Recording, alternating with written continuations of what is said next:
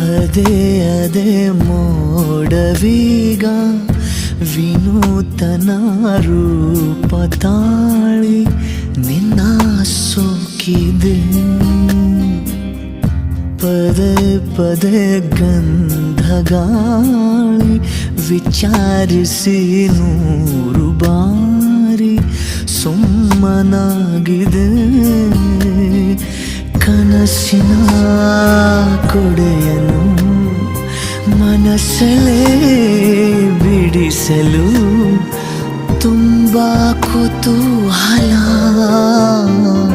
ಮಳೆಯಲಿ ಜೊತೆಯಲಿ ದಿನವಿಡೀ ನೆನೆಯಲು ನನಗೆ ಕುತೂಹಲ. ತುಂಬ ಕುತೂಹಲ.